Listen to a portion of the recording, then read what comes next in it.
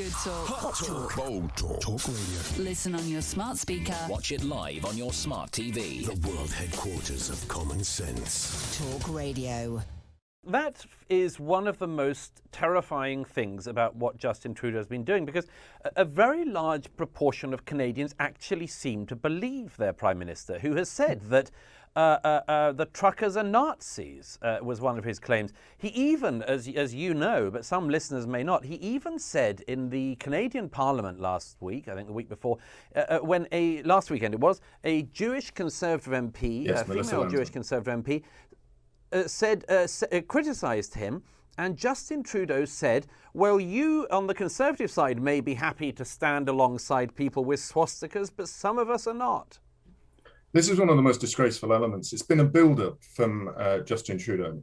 He began, first of all, with the way that he treated those who did not want to take the vaccine. And initially, he was calling them misogynists and racists. Then when the truckers came along, he linked them as to being Nazi sympathizers and white supremacists.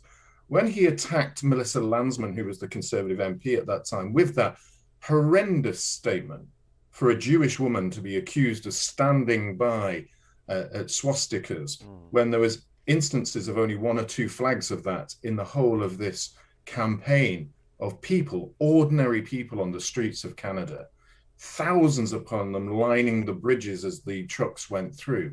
That caused a huge storm.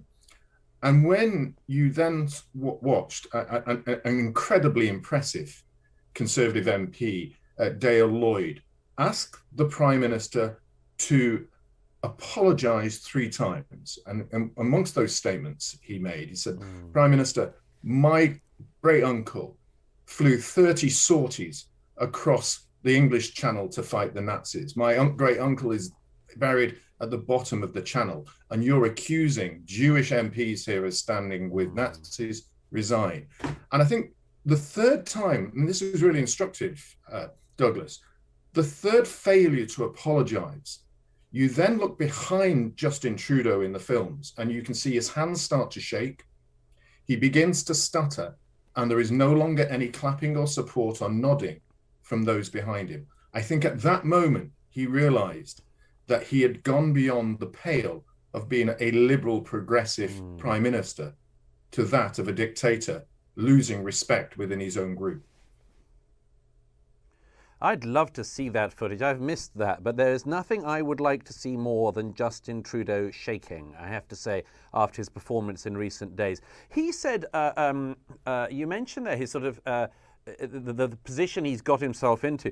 One of the reasons for that would seem to be that if you say that all of your opponents are Nazis, then you can't listen to them, can you, Stephen? I mean, he could have said, I will sit down with the truckers and listen to their concerns, or, you know, maybe we can do something about these vaccine mandates. But once you say, as Justin Trudeau has for years against all his political enemies, but particularly in recent days, once you say all of my enemies are Nazis, there is no compromise, is there?